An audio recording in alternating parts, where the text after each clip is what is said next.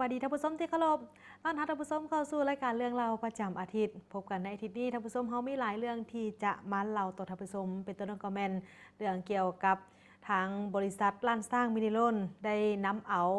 วัตถุเป็นประเภทวัตถุโบราณที่ได้มีการค้นพบในจำนวน 7,000 กว่ารายการมามอบให้กับรัฐบาลนอกจากนั้นยังมีข่าวดีท่านผู้ชมสำหรับราคาข้าวในท้องตลาดปัจจุบันนี้ถึงแม้ว่าราคาข้าวจะมีการที่โตขึ้นสูงและเพื่อเป็นการแทรกแซงราคาดังกล่าวนี้ทางรัฐบาลก็ได้มีนโยบายในการนำเอาข้าวค้างแฮออกมาขายตามท้องตลาดเพื่อที่หวังแทรกแซงราคาตามท้องตลาดถ้าหากว่าเทียบในปีที่ผ่านมานี่มันข้าวสูงขึ้นถึง20%ถ้าว่าเทียบเรื่องของราคาเจ้าหน่อยเขามีรายละเอียดมาเล่าสำหรับเรื่องนี้นอกจากนั้นท่านผู้ชมเพื่อเป็นการร่วมใจกันบริจาคเครื่องไปช่วยเหลือผู้ที่ประสบภัยโดยเฉพาะก็เป็นระยะนี้สิ่งที่ต้องการสิ่งที่จำเป็นที่สุดทางผู้ที่ประสบภัยยังคงต้องการบ่ว่าจะเป็นข้าวสารอาหารแห้งรวมไปถึงยาปัวพยาธิต่างๆล่าสุดทางธนาคารร่วมพัฒนาหรือบา JDB ก็ได้นำเอาข้าวสารเหนียวจำนวน20ต้นไปมอบให้แก่พ่อแม่ประชาชนผู้ที่ประสบภัยน้ำท่วมทับอิดนะคะมาเบิ่งกันที่เรื่องของทางบริษัทล้านสร้างมินิโลนลิมิเต็ดได้มอบวัตถุโบราณหลายกว่า 7,881 รายการให้แก่รัฐบาลที่ได้มีการค้นพบอยู่ที่บ่อคำบ่อทองเซโปนโดยวัตถุโบราณดังกล่าวนี้แม่นได้มีการนำมาวางแสดงอยู่ที่หอพิพิธภัณฑ์แห่งชาติหอพิพิธภัณฑ์แขวงสวรรณเขตและวัดหอวัฒนธรรมของเมืองวิลาบุรีพิธีมอบรับวัตถุโบราณดังกล่าวนี้ยังเป็นทางการแม่นเพิ่นได้มีขึ้นในเมื่อวันที่24 กันยายนที่ผ่านมานี้ที่โรงแรมคลาวด์พลาซ่านครหลวงเมืองจันทร์โดยแม่นบริษัทล้านสร้างมินิโลนจำกัดเป็นผู้มอบซึ่งทางท่านสมานอานิกาผู้อำนวยการใหญ่จากทางบริษัทล้านสร้างมินิโลนได้เป็นผู้กล่าวมอบโดยในครั้งนี้มีผู้ที่เข้าร่วมที่มารับวัตถุโบราณในเทื่อนี้ก็มีท่านนางวันเพ็งแก้วปัญญาผู้อำนวยการจากหอพิพิธภัณฑ์แห่งชาติท่านนาราธิเวศอัมมาลาธิธาดาผู้อำนวยการหอพิพิธภัณฑ์แขวงสวรรณเขตและท่านตุ้ยพรแก้ววงศาหัวหน้าห้องการแถลงข่าววัฒนธรรมและท่องเที่ยวของเมืองวิลาบุรีแขวงสวรรณเขตโดยการเข้าร่วมเป็นสักขีพยานของท่านบัวเงินสาภูวงศ์รองรัฐมนตรีกระทรวงแถลงข่าววัฒนธรรมและท่องเที่ยวและท่านคำพูนตุไพฑูรย์รองเจ้าแขวงสวรรณเขตวัตถุโบราณที่นำมามอบในเทื่อนี้ซึ่งมีถึง 7,881 รายการมีทั้งหมดแม่น8ประเภทด้วยกันต่อไปนี้จะเป็นการนำเอาไปวางแสดงอยู่ที่หอพิพิธภัณฑ์แห่งชาติในจำนวนเฉพาะหอพิพิธภัณฑ์แห่งชาติในจำนวน828รายการและหอพิพิธภัณฑ์แขวงสวรรณเขตจำนวน409รายการส่วนหอวัฒนธรรมเมืองวิลาบุรีนี่จำนวน 6,644 รายการทางบริษัทล้านสร้างมินิโลนได้ลงทุนหลายกว่า 1.3 ล้านดอลลาร์สหรัฐเข้าในการสนับสนุนการอนุรักษ์ประวัติศาสตร์ลาวและมรดกทางด้านวัฒนธรรมกว่า 3,000 ปีผ่านการร่วมมือทางด้านการค้นคว้าโบราณคดีกับกรมมรดกกระทรวงแถลงข่าววัฒนธรรมและท่องเที่ยวทางมหาวิทยาลัยแห่งชาติลาวและมหาวิทยาลัยเจมส์คุกของออสเตรเลียการร่วมมือกันดังกล่าวนี้แม่นได้เป็นการสนับสนุนเรียกงานภาคสนามเป็นต้นก็แม่นการโฮมกันร่วมมือกันในลักษณะที่พิเศษในลักษณะของชุมชนท้องถิ่นประเทศและสากลอาสาสมัครจากนครหลวงเวียงจันทร์ประชาชนท้องถิ่นนักศึกษาจากออสเตรเลียและนักศึกษาของลาวนักโบราณคดีและเจ้าหน้าที่จากทางกรมมรดกที่ประจำอยู่ที่บ่อคำบ่อทองเซโปนซึ่งเป็นการร่วมมือกันอย่างใกล้ชิดในการค้นคว้าระยะที่ผ่านมาได้มีการค้นพบวัตถุโบราณที่สำคัญหลายอันอยู่ที่บ่อคำเซโปนเมืองวิลาบุรีแขวงสวรรณเขตในเดือนมีนาคมปี 2018 ทีมงานนักโบราณคดีก็ได้มีการค้นพบฐานไม้ค้ำคุมบ่อแฮโบราณหลายกว่า200บ่อมีอายุเก่าแก่ 7,000 ปีจากการค้นพบในครั้งนี้เฮ็ดให้เมืองวิลาบุรีเป็นหนึ่งในเขตที่มีการค้นพบห้องห้อยการขุดค้นแร่และโลหะในของเขตภาคพื้นอาซีตะวันออกเฉียงใต้ในยุคก่อนประวัติศาสตร์การขุดค้นบ่อแร่โบราณในของเขตบ่อคำบ่อทองเซโปน โดยได้สืบต่อมาถึงประมาณ 1,300 ปีก่อนหรือว่าประมาณคศ700ซึ่งเป็นระยะที่ผู้คนนั้นได้มีการขุดค้นแห่ท้องที่อุดมสมบูรณ์อยู่ในเขตที่ฮู้กันดีก็คือเปิ้นเบ้าลอและทงนาเงือกแล้วก็นำไปปรุงแต่งและก็แลกเปลี่ยนตามการสันนิษฐานนี้แม่นได้มาจากบอนที่พบอยู่ในฝากระแตะไม้จากทางขุมบ่อแฮสำหรับการค้นพบบรรดาวัตถุโบราณในเถื่อนี้เพิ่นได้มีการค้นพบมาตั้งแต่ปี 2003 ท่านผู้ชมปี 2003 แล้วก็ได้มีการสะสมมาเรื่อยๆจนฮอดปีนี้ 2019 ทางบริษัทล้านสร้างมินิลอนลิมิเต็ดนี่เพิ่นจึงได้มีการนำเอามามอบให้กับทางรัฐบาลนี้โดยกงอายุเก่าแก่ถึง 3,000 ปีท่านผู้ชมจากนี้ไปนั้นเราจะพักก่อนหลังจากนั้นกลับมารับชมระยะที่ 2 ของรายการยังมีเรื่องเกี่ยวกับทางรัฐบาลได้นำข้าวคังแฮออกมาขายเพื่อแทรกแซงราคาข้าวตามท้องตลาด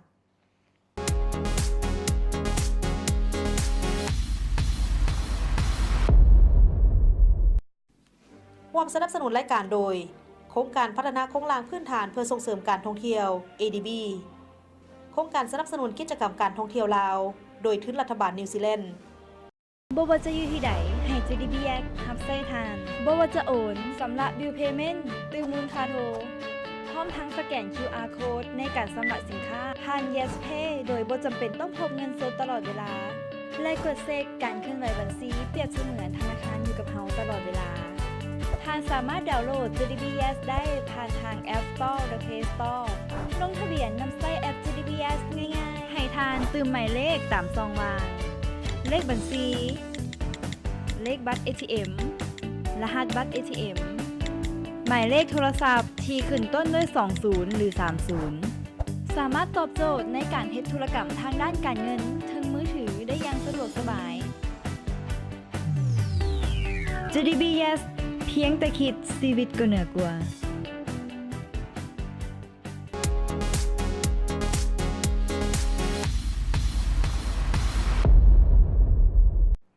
นำท่านผู้ชมเข้าสู่ระยะที่ 2 ของรายการระยะที่ 2 ของรายการนี้เราได้ยิบยกเอาประเด็นเกี่ยวกับรัฐบาลได้มีการนำเอาข้าวคังแฮออกมาขายตามท้องตลาดเพื่อที่จะหวังแทรกแซงราคาข้าวตามท้องตลาดในขณะเดียวกันปัจจุบันนี้ราคาข้าวสารโดยเฉพาะก็เป็นข้าวสารเหนียวตามท้องตลาดนี่มีราคาที่สูงขึ้นถึง 20% ด้วยกันในมื้อนี้รายการของเรามีอยู่2.2 แขวงมาเราต่อทางผู้ชมเกี่ยวกับการขายข้าวคังแฮในนี้ก็มีอยู่ที่นครหลวงเวียงจันทร์ก็ได้มีการนำเอาข้าวคังแฮนี่ออกมาขายแทรกแซงราคาตลาดพร้อมเดียวกันนี้ทางแขวงขมวนก็มีเส้นเดียวกันมาเบิ่งกันที่นครหลวงเวียงจันทร์ได้นำเอาข้าวคังแฮ 2,000 ต้นออกมาจำหน่ายในปีนี้ท่านผู้ชมราคาข้าวสารเหนียวได้เพิ่มขึ้นสูงกว่าทุกๆปีเพราะว่าได้รับผลกระทบจากภัยธรรมชาติทางภัยแห้งแล้งและภัยน้ำท่วมเหตุให้การผลิตข้าวนั้นบ่ได้เต็มเม็ดเต็มหน่วยส่งผลเหตุให้ข้าวขาดตลาดอยู่นครหลวงเวียงจันทร์ในอาทิตย์ที่ 2 ของเดือนกันยายน 2019 นี้ราคาแมนอยู่ที่ 8,500 กีบต่อ 1 กิโลเพื่อแบ่งและก็เพื่อเป็นการแบ่งเบาค่าใช้จ่ายของประชาชนรัฐบาลจึงได้ตกลงเห็นดีนำเอาข้าวคังแฮจำนวน 2,000 ต้นมาขายอยู่ 5 จุดด้วยกันในนครหลวงเวียงจันทร์อยู่ในระหว่างวันที่23หา30เนาะนครหลวงเวียงจันทร์23หา30มีอยู่5จุดที่ว่านี่มาเบิ่งท่านผู้ชม5จุดที่ว่านี่สำหรับการขายข้าวสารเหนียวแม่นจะขายอยู่ในราคา 6,500 กีบต่อ 1 กิโลเริ่มตั้งแต่เมื่อวันที่23กันยายนนี้จนถึงเมื่อวันที่30โดยขายอยู่ที่ตลาดสะอาดซาวบ้านดงคำสร้างเมืองหาดไซฟองโดยได้มีพิธีเปิดการจำหน่ายข้าวคังแฮเพื่อแทรกแซงราคาและดัดสมตลาดโดยการขายข้าวในครั้งนี้แม่นได้มีการนำเอาข้าวคังแฮออกมาแทรกแซงราคาตลาดดัดสมตลาดในครั้งนี้แม่นปฏิบัติตามดำรัสเลขที่474/นย.ลงวันที่18 พฤศจิกายน 2010ว่าด้วยการคุ้มครองราคาสินค้าและค่าบริการซึ่งภายหลังที่ได้มีข้อตกลงว่าด้วยการแต่งตั้งคณะซี่นำเวียกงานคุ้มครองราคาสินค้าและค่าบริการขันนครหลวงเวียงจันทร์ฉบับเลขที่4043จำจนว.ลงวันที่14 พฤษภาคม 2018แผนกอุตสาหกรรมและการค้านครหลวงเวียงจันทร์ในนามผู้ที่ประจำการทางแผนกการที่เกี่ยวข้องบรรดาเมืองก็ได้มีการซี่น้ำให้กับทางห้องเจ้าเมืองและกองเลขาคณะคุ้มครองราคาสินค้าและค่าบริการขันนครหลวงเวียงจันทร์นี่ให้ปฏิบัติตามพระราชบทบาทของ ทางคณะคุ้มครองราคาสินค้าและค่าบริการคันนครหลวงวิจารณ์ได้มีการแนะนำโดยเฉพาะนั่นก็เป็นราคาสินค้าและค่าบริการต่างๆที่ได้ส่งผลกระทบไว้ต่อกับการดำรงชีวิตของประชาชนการพัฒนาเศรษฐกิจสังคมสำหรับราคาข้าวสารเหนียวเพิ่นขายในราคาแทรกแซงนี่มันอยู่ที่ราคา 6,500 กีบต่อ 1 กิโลจากสภาพการราคาสินค้าประเภทข้าวในระยะ 6 เดือนต้นปีที่ผ่านมาเห็นว่าราคาข้าวอยู่ในนครหลวงวิจารณ์นี่มีการเน่งตีขึ้นลงเช่นว่าข้าวเปลือกเหนียวอยู่ในระหว่าง 3,425 กีบต่อ 1 กิโลหา 3,500 กีบต่อ 1 กิโลและข้าวสารเหนียวประเภท 2 อยู่ในระหว่าง 6,335 กีบหา 7,000 กีบต่อ 1 กิโลเริ่มตั้งแต่ท้ายเดือนมิถุนายนจนถึงเดือนกันยายน 2019 นี้ก็เห็นว่าสภาพข้าวนั้นราคาข้าวนั้นมีการเน่งตีเพิ่มขึ้นอย่างต่อเนื่องถึงอาทิตย์ที่ 2 ของเดือนกันยาราคาข้าวเปลือกเหนียวเท่ากับ 4,350 กีบต่อ 1 กิโลถ้ากว่าเทียบใส่เดือนเดียวกันของปีที่ผ่านมาก็คือเทียบใส่เดือนมิถุนายนที่ผ่านมาราคาข้าวเปลือกแมนเท่ากับ 3,500 กีบต่อกิโลเห็นได้ว่าราคานั้นมีการเพิ่มขึ้นถึง 1,500 กีบต่อ 1 กิโลหรือว่าเท่ากับ 24.28 ส่วนห้อยราคาข้าวสารเหนียวประเภท 2 แมนยูทีราคา 8,500 กีบต่อกิโลถ้ากว่าเทียบใส่ท้ายเดือนมิถุนาราคาข้าวเหนียวประเภท 2 เท่ากับ 7,000 กีบต่อ 1 กิโลเห็นได้ว่าราคาข้าวนี่เพิ่มขึ้น 1,500 กีบต่อกิโลและเท่ากับ 21.48 ส่วนห้อยฉะนั้นเพื่อเป็นการปฏิบัติตามทิศชี้นำของทางขันเทิงในการจะตั้งปฏิบัติเรียกงานของการคุ้มครองค้างแฮเข่าแทรกแซงราคาและดัดสมตลาดของรัฐบาลให้มีประสิทธิภาพและก็รับประกันให้แก่เสถียรภาพทางด้านราคามีความมั่นคงทางด้านการสนองบ่ให้มีผลกระทบที่บ่ดีต่อสังคมและทั้งเป็นการหลีกเลี่ยงสภาพการขาดเข่ากินและการขายเก่งกินกำไรแบบบ่สมเหตุสมผลซึ่งก่อให้เกิดความวุ่นวายในสังคมดังนั้นทางนครหลวงวิจารณ์เพิ่นจึงได้มีการกำหนดเอาจุดของการขายข้าวค้างแฮแทรกแซงราคาตามท้องตลาดนี่มีอยู่5จุดด้วยกันซึ่งจุดที่1แมนขายอยู่ที่ตลาดสะอาดชาวบ้านดงคำสร้างเมืองหาดไซฟองจำหน่ายแมนวันจันทร์และวันเสาร์คืออาทิตย์ 1-2 มื้อวันจันทร์และวันเสาร์เฉพาะตลาดสะอาดชาวบ้านดงคำสร้างจุดที่1ส่วนว่าจุดที่2ก็เป็นจุดบริษัทรัฐวิสาหกิจเสบียงอาหารนครหลวงวิจารณ์ตั้งอยู่บ้านสีหอมเมืองจันทบุรีนครหลวงวิจารณ์อันนี้ก็ขาย2วันคือกันก็คือวันจันทร์และวันศุกร์เนาะวันจันทร์และวันศุกร์ส่วนว่าจุดที่3แมนอยู่ที่ศูนย์การค้าลาวไอเทคจำหน่ายทุกๆวันพุธและวันเสาร์จุดที่4แมนอยู่ที่ตลาดโอซี่บ้านหนองแตงเมืองศรีโคตรตะบองนครหลวงวิจารณ์ขายในวันจันทร์และวันเสาร์ส่วนว่าจุดที่5แมนอยู่ที่โฮงสีเข่านางจันเพ็งบ้านนาเสี่ยวเมืองนาไซทองนครหลวงวิจารณ์จำหน่ายในวันจันทร์และวันเสาร์ซึ่งการจำหน่ายนี้เริ่มตั้งแต่วันที่23หาวันที่30กันยายนนี้เท่านั้นสำหรับการเปิดค้างแฮในครั้งนี้จำนวน 2,000 ต้นตามงบประมาณที่รัฐบาลได้ให้ก็คือ10ตื้อกว่ากีบนับตั้งแต่ปี 2015 เป็นต้นมาโดยนำไส้มาจากการเก็บซื้อของพ่อค้าพ่อแม่ประชาชนเพื่อเป็นการส่งเสริมการผลิตและเข้านาจากบริษัทที่ผลิตเองพร้อมเดียวกันนี้ท่านผู้ชมมาถึงปัจจุบันนี้ทางแผนกอุตสาหกรรมและการค้านครหลวงวิจารณ์เพิ่นก็ได้มอบหมายให้กับทางบริษัทคำแพงเพชรแจ้งสว่างส่งเสริมการเกษตรขาออกขาเข้าจำกัดผู้เดียวมีการซึ่งได้มีสัญญากับรัฐบาลในการเฮ็ดค้างแฮเพื่อเข้าแทรกแซงราคาและดัดสมตลาดให้มีความพร้อมในการหับมือกับปัญหาเข้าที่มีการเน่งตีงขึ้นซึ่งปัจจุบันนี้มีการเน่งตีงคิดเป็นเปอร์เซ็นต์แล้วเน่งตีงขึ้นถึง 20% ของราคาท้องตลาดในนครหลวงเวียงจันทร์และทางบริษัทก็มีความพร้อมและมีความรับประกันเข้าค้างแฮอยู่ในสารของตนครบตามจำนวน 40% ตามวงเงินที่ได้มีการตามวงเงินที่ยังเหลือที่ได้มีการนำเข้าค้างแฮมาจำหน่ายโดยเฉพาะก็เป็นข้าวสารเหนียวประเภท 2 อยู่ในราคา 6,500 กีบต่อ 1 กิโลถ้าว่าสมเทียบใส่ราคาในท้องตลาดในนครหลวงวิจารณ์ปัจจุบันนี้ราคาข้าวสารเหนียวตามท้องตลาดนี่ขายอยู่ที่ 8,500 กีบต่อ 1 กิโลแต่ว่าราคาที่มีการขายข้าวค้างแฮนี่มันจะอยู่ที่ 6,500 กีบต่อ 1 กิโลอันนี้มันเป็นข้าวสารเหนียวประเภท 2ท่านผู้ชมเห็นได้ว่าราคานี่มันลดลงถึง 2,000 กีบถ้าหากว่าเทียบใส่เป็นเปอร์เซ็นต์ก็เป็นอยู่ที่ 23.53% นอกจากนี้ทางบริษัทก็ยังมีผลิตภัณฑ์ข้าวสารเจ้ามาวางจำหน่าย ข้าวเช่นว่าข้าวหอมมะลิประเภทหนึ่งราคา 8,000 กีบข้าวเจ้าหอมมะลิประเภท 2 ราคา 7,000 กีบต่อ 1 กิโลและราคา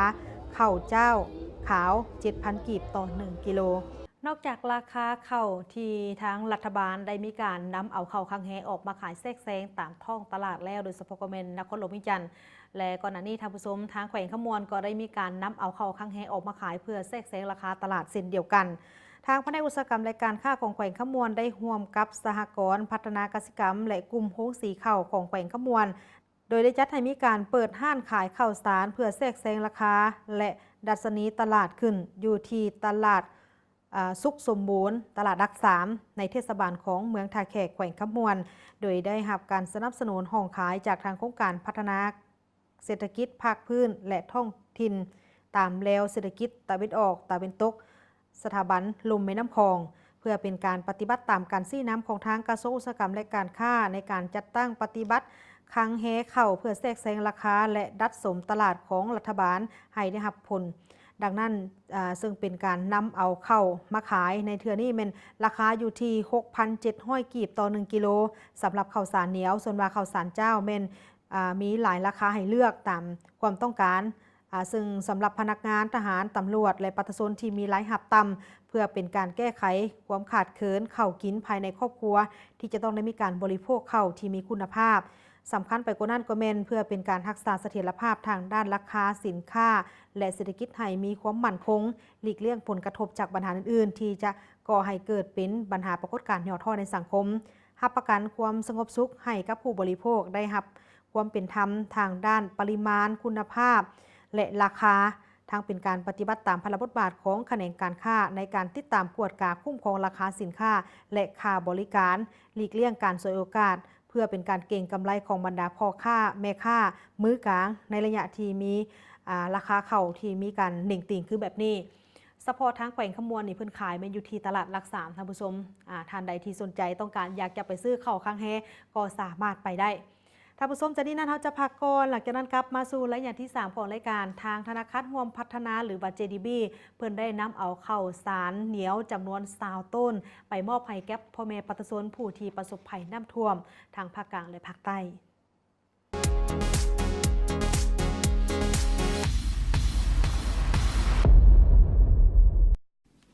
ร่วมสนับสนุนรายการโดยโครงการพัฒนาโครงสร้างพื้นฐานเพื่อส่งเสริมการท่องเที่ยว ADBโครงการสนับสนุนกิจกรรมการท่องเที่ยวลาวโดยทุนรัฐบาลนิวซีแลนด์ในเงินมันคือมาฮ้อนแท้มื้อนี่เหือออกจมูกคิงเลยนี่เบิ่งสิเปิดพัดลมก่อนติดเอ้าเป็นหยังระบาดนี้คือบ่ปินโอ้ยสายมันรูดบ่ยากสิแปลงเบิ่งจ้ามันบ่คุ้มกับผลเสียที่จะตามมาควรนำใช้อุปกรณ์ไฟฟ้าที่ได้มาตรฐานเพื่อความปลอดภัยของตัวของท่านเอง แบบนี้ก็ยินดีคือกันคักสุดด้วยความปรารถนาดีจากรัฐวิสาหกิจไฟฟ้าลาว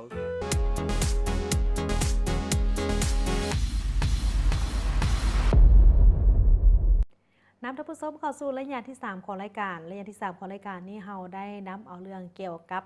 การช่วยเหลือเพื่อบรรเทาทุกข์แก่ผู้ที่ประสบภัยน้ำท่วมทางภาคกลางและภาคใต้คือดังเที่ยวหู้และว่าในระยะที่ผ่านมา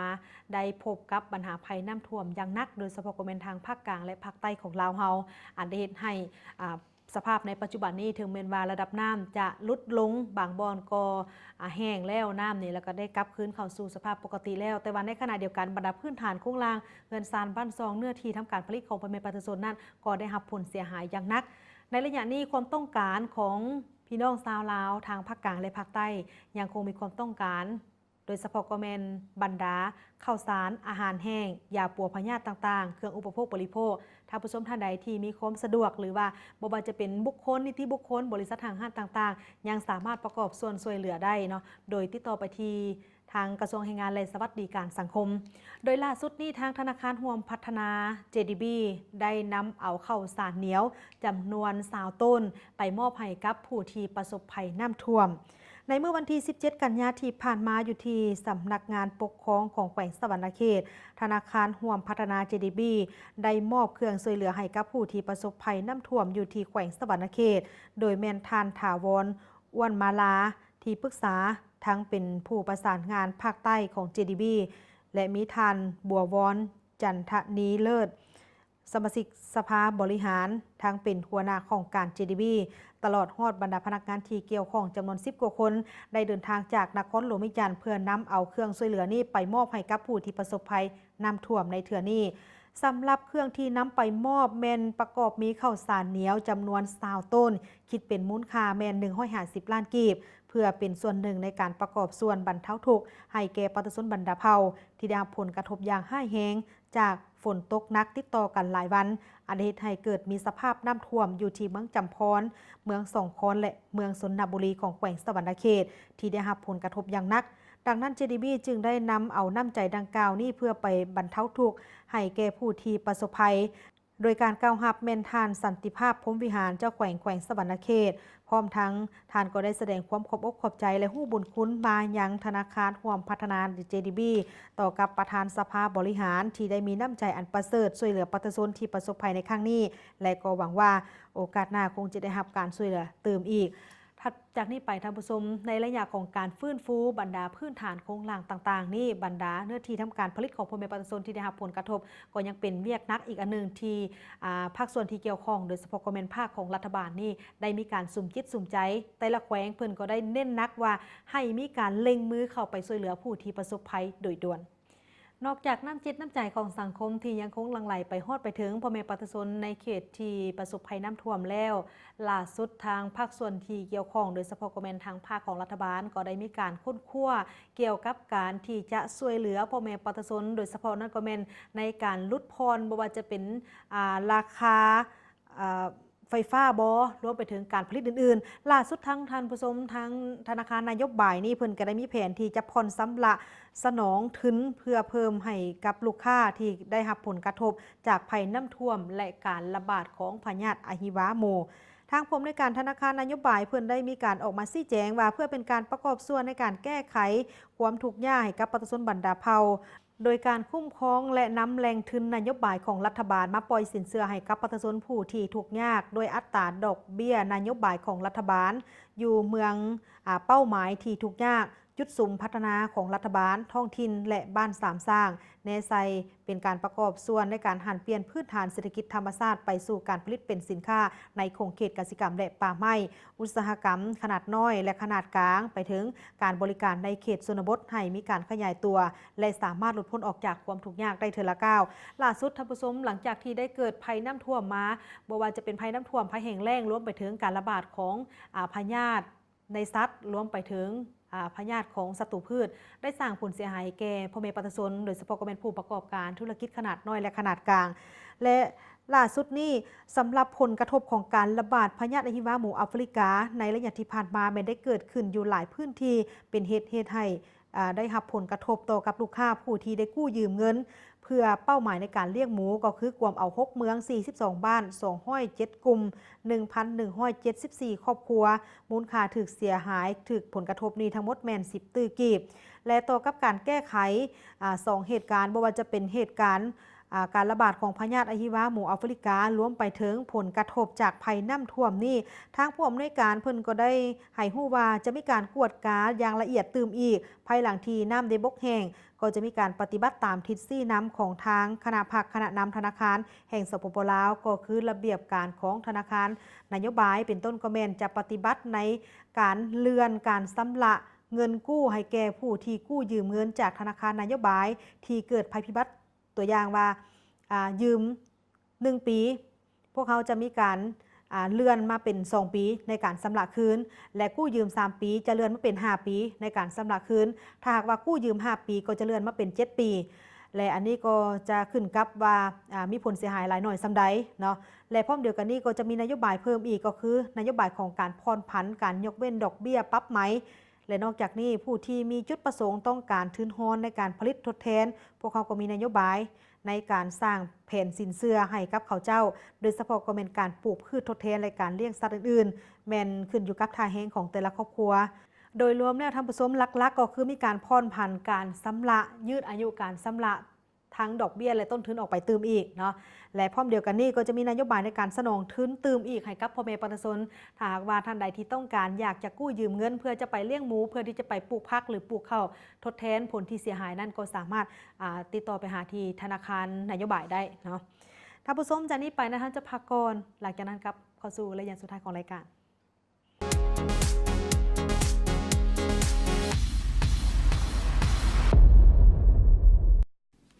ร่วมสนับสนุนรายการโดยโครงการพัฒนาโครงสร้างพื้นฐานเพื่อส่งเสริมการท่องเที่ยว ADB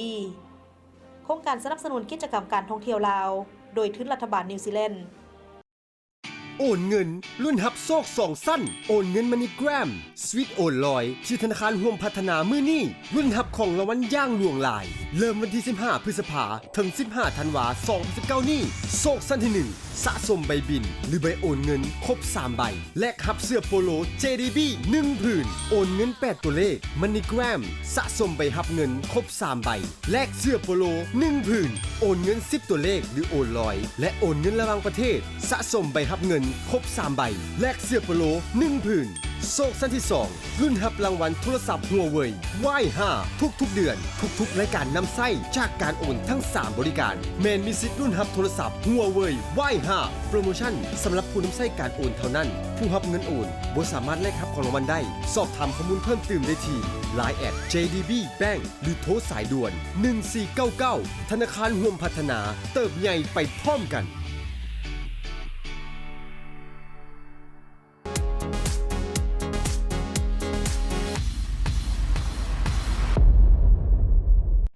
ระยะสุดท้ายของรายการนี้ฝากความห่วงใยถึงท่านผู้ชมทางบ้านระยะนี้แม่นเป็นระยะของฤดูฝนปลายฝนต้นหนาวแล้วฉะนั้นอากาศอาจจะมีการเปลี่ยนแปลงได้บางระยะจงรักษาสุขภาพให้ดี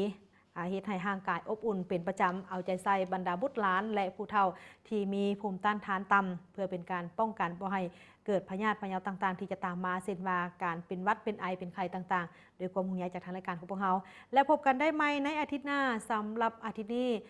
พิธีกรพร้อมกับทีมงานลาท่านผู้ชมไปก่อนสบายดี